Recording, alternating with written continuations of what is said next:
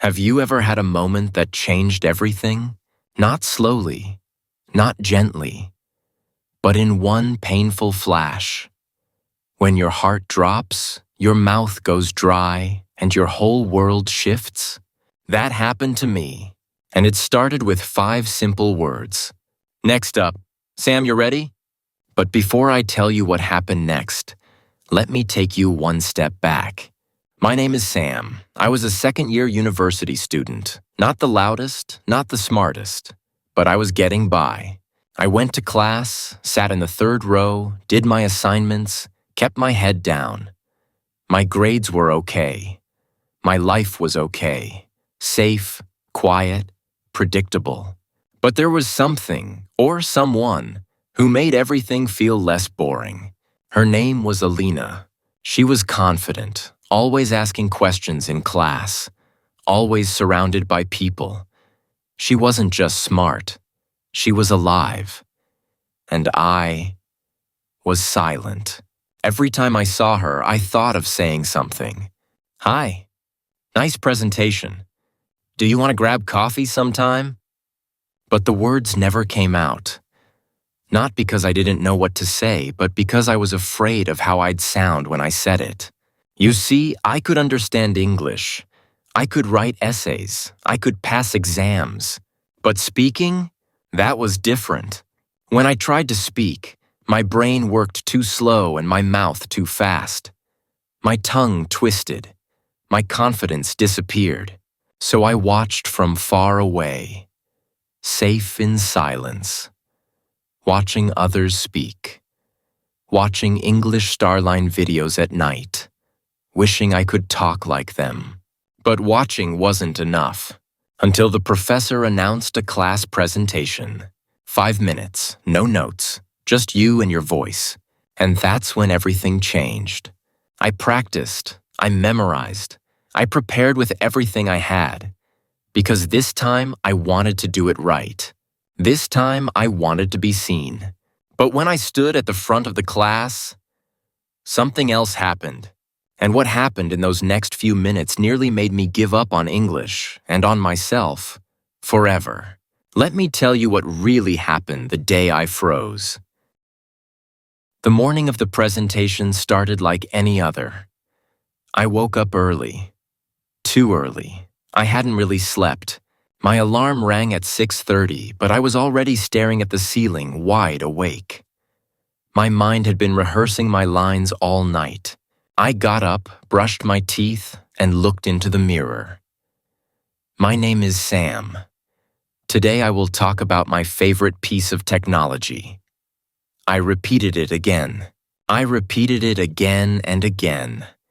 My voice sounded tired, shaky, but I hoped that practice would make it better. I skipped breakfast. My stomach felt too tight. I checked my notes for the 20th time. I checked my shirt, combed my hair, made sure I looked neat. I wasn't trying to impress anyone. I just didn't want to look like a failure before I even spoke. At 9:15, I left the apartment and started walking to class. The air was cool. My shoes hit the pavement step by step, but I wasn't really there. In my head, I kept repeating my script. I had memorized it. I knew every word. I had even practiced pausing, smiling, looking confident. I thought if I looked the part, maybe my fear would stay quiet. The classroom was already half full when I entered. Some students were laughing, others were checking their phones. My friend David gave me a nod. "You ready?" he asked. I nodded, but I didn't speak. My mouth was dry. I sat in the 3rd row and looked straight ahead. I didn't want to look around. I didn't want to see her. I knew Alina would be here, sitting where she always sat. The professor walked in at 9:30. He smiled and said, "Okay, everyone. Today we're starting your presentations. 5 minutes each. Let's begin." The first student stood up. Her name was Hannah. She spoke about smartwatches. Her voice was confident. She made jokes. People laughed. I smiled too, but inside I was sinking. Every second brought my turn closer. Next was Jamal, then Priya, then Carlos. My hands were shaking now. I was holding my notebook tightly, but my fingers were cold. Next up, the professor said, glancing at his list, Sam. I stood up. My knees felt like they didn't belong to me. I walked slowly to the front. I turned to face the class. My heartbeat was loud in my ears. And there she was, Alina. She was looking straight at me, notebook in hand, waiting. She smiled. Just a small smile. Nothing special. But in that moment, it was too much. I opened my mouth. Nothing came out. I tried again. My name is Sam. Today I talk about. I stopped. My mind was blank. All the sentences I had repeated all week were gone. I looked down at my notes. The words were blurry. I blinked. I tried again. My topic is computer. Someone in the back coughed. I heard a quiet chuckle. Maybe it was just in my head. Maybe not. I took a breath. I use computer every day for study, and I froze again. My mouth opened. No words came out. I looked at the professor. He looked calm, but I could see it. He was waiting for me to continue, trying to give me time. But the time wasn't helping. I looked at Alina. She wasn't smiling anymore. She wasn't laughing. She just looked sad, and that made it worse. I felt like I had failed in front of the only person I didn't want to disappoint. I forced one more sentence. Computer is useful because many things. My voice cracked. The professor raised his hand. Okay, thank you, Sam. That was it. I walked back to my seat. Every step felt like a mile. I sat down and stared at the floor. I didn't look up for the rest of the class. My ears were hot. My face felt like it was burning. My heart was beating so fast I thought people could hear it. I didn't hear the next two presentations. I didn't care. My mind was full of noise. You messed up. You looked stupid. She saw you fail. You'll never get another chance. After class, I left quickly. I didn't talk to anyone, not even David. I walked out of the building, past the library, past the coffee shop.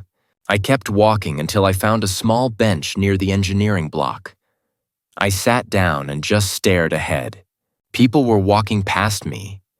Some were laughing, some were calling friends. Some were just living.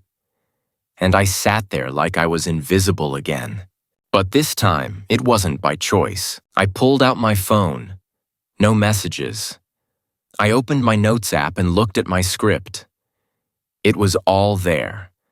Perfect, clear, organized. But none of it came out when I needed it. Why?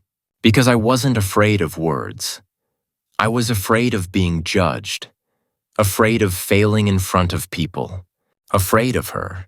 That night, I didn't eat. I didn't check social media. I didn't answer texts. I lay in bed staring at the ceiling. The sentence I kept hearing in my mind wasn't from the professor or from the class. It was my own voice. I'm not good enough. That was the day I froze. But it wasn't just my voice that stopped. It was my confidence, my hope, my dream of ever talking to her.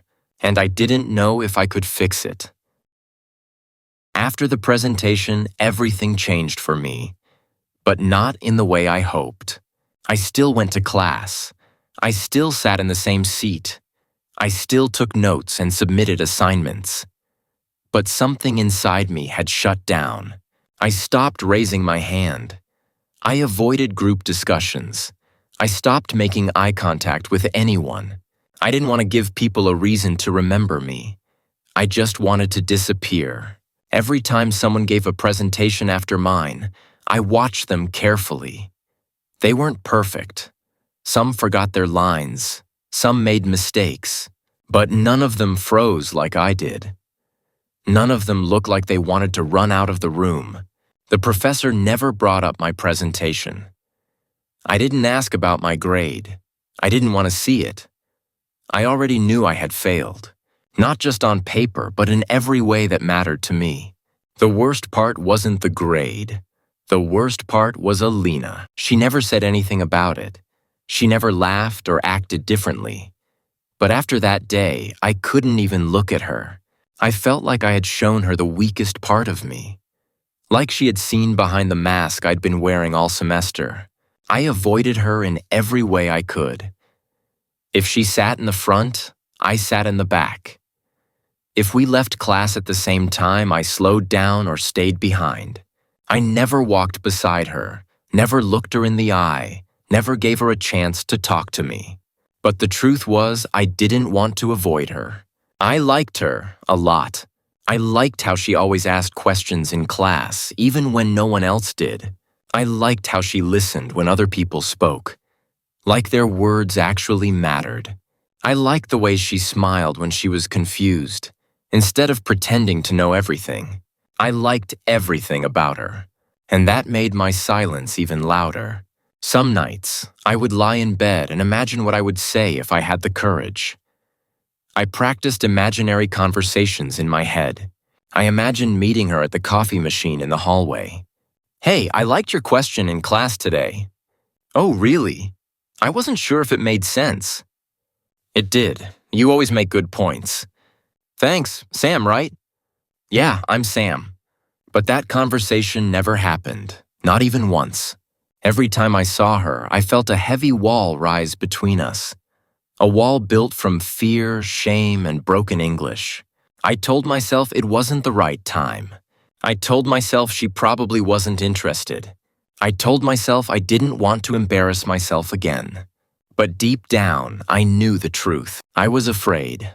Afraid that if I spoke, I would mess up again. That my English would break. That my voice would shake. That I would become that boy from the presentation all over again. So I stayed silent, and silence is a strange thing. It starts as protection, but after a while, it becomes your prison. Weeks passed, then months. The semester was almost over. Exams were coming. Everyone was stressed. People stayed in the library late. Study groups were forming. Group chats were full of notes and questions. But I stayed out of it all. I kept to myself. I studied alone. I walked alone. I carried my regret like a heavy backpack that never left my shoulders. Then one day I overheard something that made my heart drop. It was after class. I was packing my bag slowly, pretending to check something on my phone. Alina was talking to another girl near the door. "Are you going to the internship meeting later?" the girl asked. "Yeah, I think so," Alina said. "It's the last one before we graduate. Might be useful." Graduate. That word hit me hard. She was in her final semester. She was graduating. She was leaving. Suddenly, everything became real. My silence wasn't just delaying something. It was destroying any chance I had. If I didn't speak now, I might never see her again. The thought stayed with me all day. I couldn't focus on anything else. I couldn't eat. I couldn't study. All I could think was, you had your chance, and you did nothing. That night, I sat at my desk and opened my notebook. Not the one for class, my private one. The one where I wrote random thoughts, feelings, sentences in English. Pages and pages of practice that no one had ever seen. I flipped to a blank page. I stared at it for a long time. Then I wrote, "I like her. I want to talk to her, but I'm scared, because when I speak, my words break." But silence is worse. I closed the notebook and put my head down on the desk. I didn't cry, but I wanted to. Because that notebook held the only place in the world where I could say what I truly felt. And that's when I realized something. If I could write it, I could speak it. If I could speak it to the page, maybe one day I could speak it to her. But not yet, not tomorrow. I had to start now. And that decision, quiet and small, was the beginning of something I never expected. The beginning of a voice that had been silent for too long. The beginning of change. It happened on a Friday night. I had just finished dinner, some noodles I barely tasted, and sat down on my bed with my phone. I didn't want to study. I didn't want to sleep. I just wanted something to take my mind off everything. I opened YouTube, scrolled, random videos, music, clips from shows. Then I saw a title that caught my eye. How I Found Confidence Through English, Motivational Story. I hesitated, then I tapped it. The video started with a voice that sounded calm but serious. If you stay silent forever, your dreams will stay silent too. I sat up. The speaker continued. He talked about fear, about missed chances, about how your comfort zone is the most dangerous place in the world. He said something that felt like it was aimed straight at me. You're not afraid of speaking. You're afraid of being seen. And that fear is costing you everything. I paused the video. My heart was beating fast. I didn't know why, but something inside me was shaking. It wasn't the words themselves. It was the way they echoed the thoughts I had been hiding for so long. I had always told myself I was shy, but I wasn't. I was scared. Scared of not being good enough. Scared of making mistakes. Scared that if I spoke up, people would laugh, or worse, feel sorry for me. That night, I replayed the video 3 times. The speaker ended with the challenge. If you want to change, don't wait for the right moment. Make the moment right now. Stand up, say something, write something, speak, now. I didn't know what to do. Then I stood up. I walked to my small desk, opened the drawer, and pulled out my notebook. The same one where I'd written everything I was too afraid to say. I flipped to a new page, and I wrote one sentence at the top. I speak English, I just don't know it yet. I stared at the words. Were they perfect? Probably not. But they felt real. They felt true. That sentence became my promise. I didn't care if I sounded strange. I didn't care if I made mistakes. I was done waiting for confidence to find me. I was going to build it myself. It was almost midnight, but I didn't feel tired. I went to the mirror in my room. It had a crack in one corner, but I didn't care. I looked at my reflection and said, "Hello, my name is Sam. I'm learning English." I said it again. "Hello, my name is Sam. I'm learning English." I said it 10 times. Then I added more. I want to speak better. I want to talk to people. I want to be free. It felt strange, robotic, but also powerful, because it was the first time I wasn't just thinking in English. I was using my voice. At 1:17 a.m., I closed the notebook and whispered to myself, "This is day 1. It wasn't a big change. I didn't wake up fluent the next morning, but something had shifted. For the first time in a long time, I didn't feel stuck.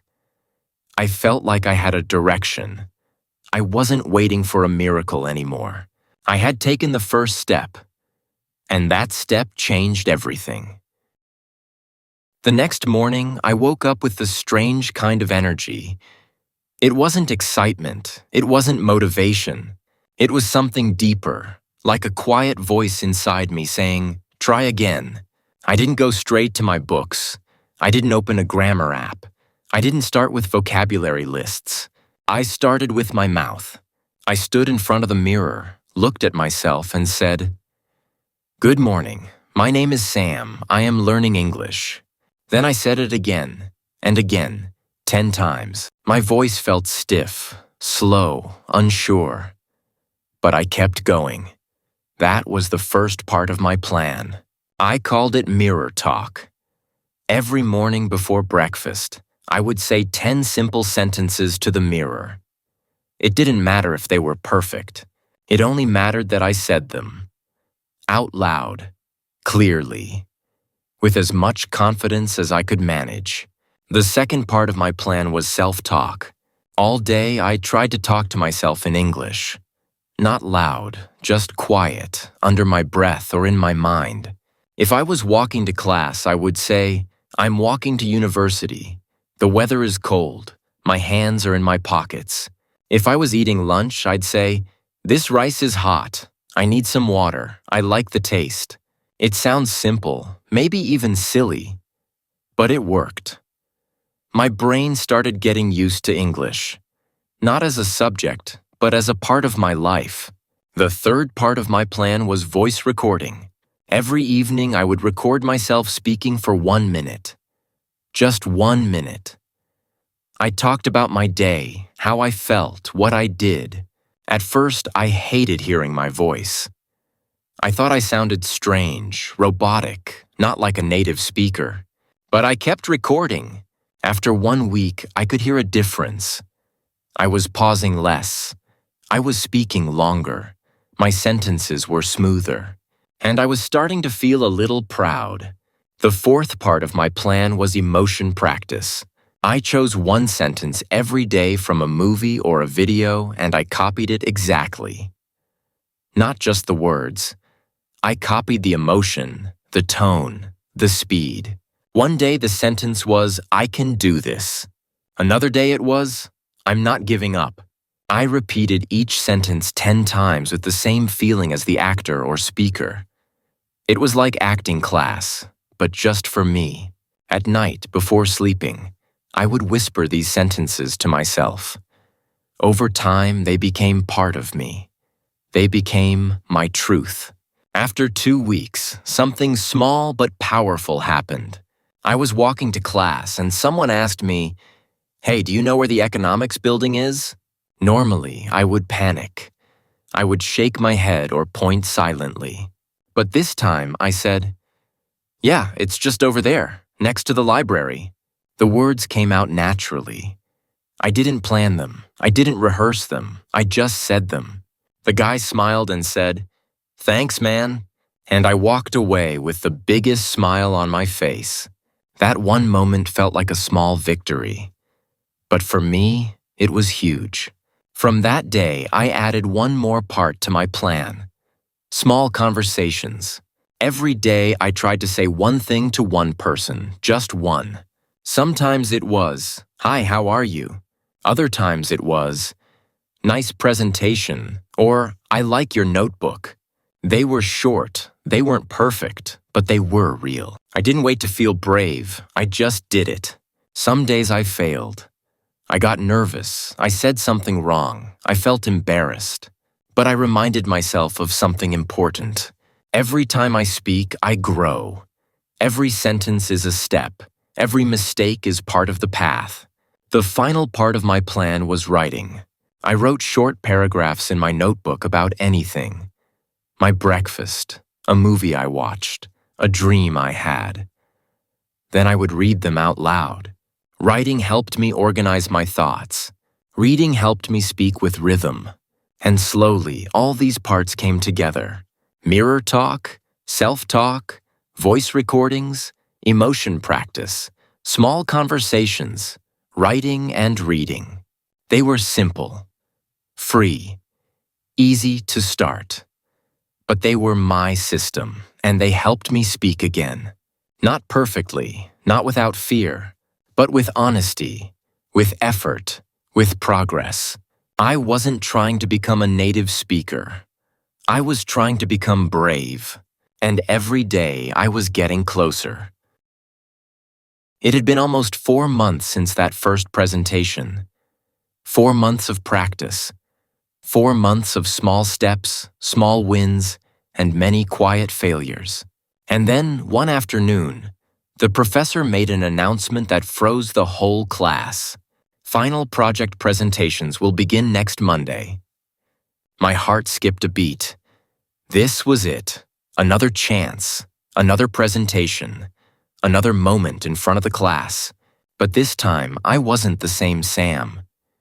Yes, I was still nervous. Yes, I still felt that small fear in my chest, but now I had something I didn't have before. Preparation, not just with notes, but with voice, with presence, with heart. That night, I sat down with my notebook and wrote out what I wanted to say. I didn't write full sentences. I just wrote ideas, talking points. I didn't want to memorize a speech like last time. I wanted to speak, freely, naturally. I practiced in the mirror. I recorded myself again and again. I timed myself. I used emotion practice to make my voice sound real, alive. I imagined the classroom. I imagined the students. I imagined her, Alina, sitting there.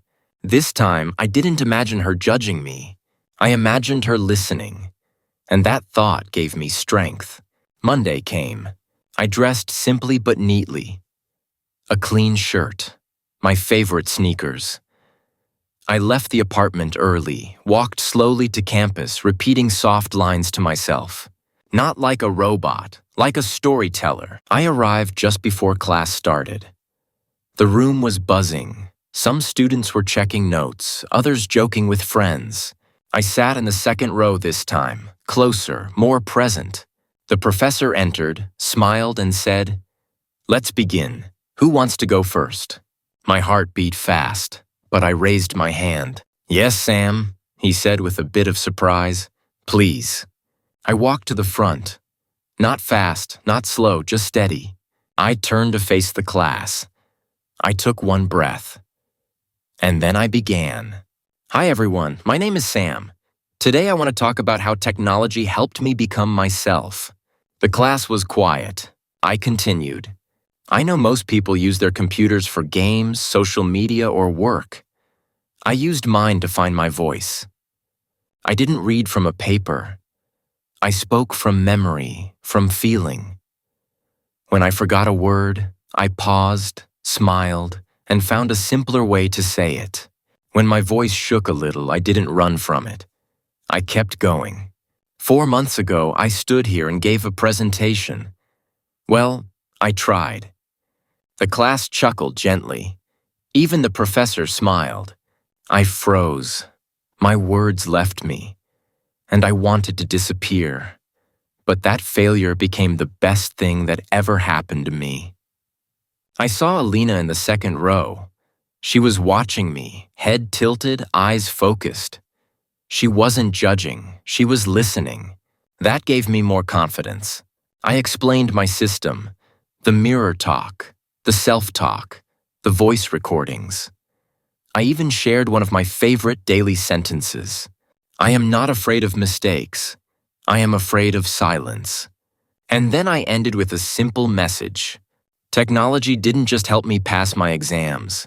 It helped me practice English in a way that felt real. It helped me speak when I had no one to speak to. It helped me become more than just a quiet student in the back of the class. I smiled. "Thank you." Silence. Then clapping. Not loud, not wild, but real. The professor nodded with a proud look in his eyes. "Thank you, Sam. That was excellent." I walked back to my seat. My heart was still beating fast, but this time it was beating with pride. I didn't look down. I didn't hide. I looked straight ahead. I didn't feel like the same person, because I wasn't. I had come back, and this time I was heard. The class ended, but I didn't move. I sat still, feeling the echo of my own words in my chest.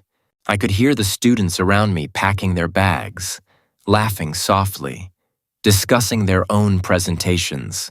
But I stayed frozen, not with fear this time, but with something else. A question. Should I talk to her? Alina stood near the door, chatting with someone. Her voice was gentle, relaxed. She didn't look like she was in a rush. She looked calm, kind, the same way she always did. I had wanted to talk to her for months. I had imagined this moment 100 times. But now that it was here, I was afraid again. Not of English. Not of freezing, but of the unknown. What if she didn't remember me? What if she just smiled and walked away? But then I remembered something. I am not afraid of mistakes. I am afraid of silence. I took a deep breath, stood up, and walked toward the door. She saw me before I said anything.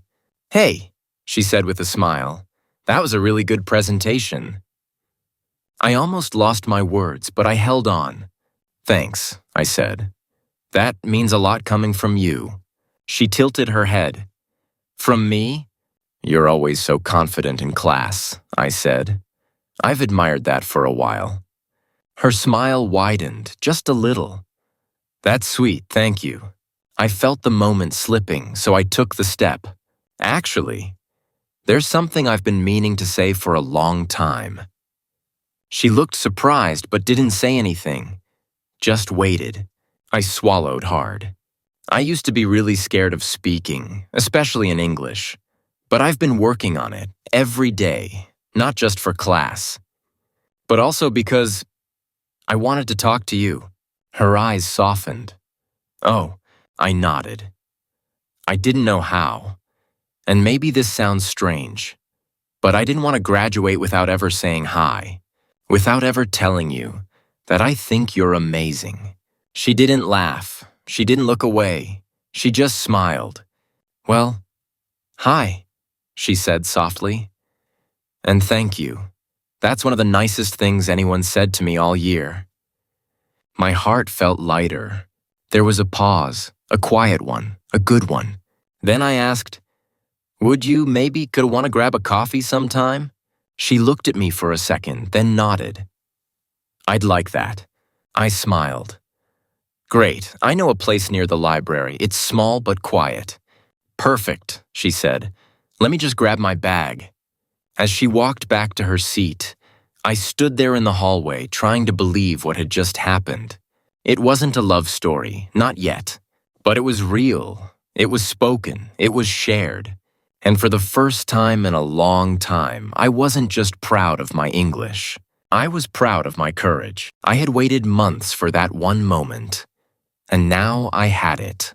Not because my words were perfect, but because I finally used them. It's been a year since that day. A lot has changed. I passed my exams. I graduated. I found a job, not a dream job, but a good one. I speak English every day now, not just in meetings or emails, but in real conversations. With teammates, with strangers, with friends. And yes, Alina and I did go for that coffee. Then another. Then many more. We still talk. We're not a couple, not officially, but we're close. And every time I talk to her, I'm still amazed that it all started with one small sentence. "Hi, I wanted to talk to you." If someone had told me a year ago that I'd be doing this, I would have laughed. Or maybe I would have cried. Back then, I was the guy who sat in the back of the class, who couldn't finish a sentence without freezing, who wrote in notebooks but never spoke in real life. But today, I'm not that guy. Because I decided something important. I decided not to wait for confidence. I decided to speak first. And I want to leave you with something, a message, a truth. You don't need perfect grammar to change your life. You don't need a perfect accent to be respected. You don't need to wait until you're ready to take the first step. All you need is one reason to start. For me, it was a failed presentation. It was regret. It was a girl I couldn't talk to. For you, it might be something else. Maybe it's your career. Maybe it's your dream to live abroad. Maybe it's your wish to speak freely without shame. Whatever it is, hold on to it, use it. Because the only thing standing between you and your future is silence. And silence is not your friend. It may feel safe, but it keeps your dreams far away. If you want to change, don't wait for the perfect plan. Start with what you have. Speak to your mirror. Talk to yourself. Record your voice. Join a group. Say hello to someone. One sentence at a time. One moment at a time. One brave word at a time. That's how it begins. And don't be afraid of mistakes. They're part of the journey. Every time I made a mistake, I learned something. Every time I stumbled, I stood up again. And slowly, my mistakes became memories. My fear became fuel. My voice became stronger. Today, I help other students who are like I was, afraid, quiet, unsure. I sit with them. I tell them my story. I show them that fluency is not magic. It's discipline, it's practice, it's belief. And when I hear one of them say, "Hello, my name is," for the first time without fear, I smile, because I know that feeling. I know how powerful it is to be heard. This is my legacy, not awards, not money, but proof. Proof that anyone can do it. Even the quietest person in the room. Even the one who failed. Even the one who was afraid to say hello. So if you're still watching, still listening, still wondering if you can do it too, you can. Say this with me. I am not afraid of mistakes. I'm afraid of staying silent forever. Say it again. I am not afraid of mistakes. I am afraid of staying silent forever. This was my story, but maybe it's also yours. Thank you for being here. Thank you for learning with me. And remember, you don't just learn English. You build your future, one word at a time. Subscribe to English Starline and keep speaking. Your voice is your power. Use it. You only get one voice. Don't waste it in silence. Speak, practice, grow. If this story touched your heart or helped your English, don't forget to like, share, and subscribe to English Starline. New stories, new lessons, new inspiration every week. Because here, you don't just learn English, you learn how to live better. See you in the next story. Thanks for watching English Starline. Subscribe now to keep learning English through the amazing stories of famous lives.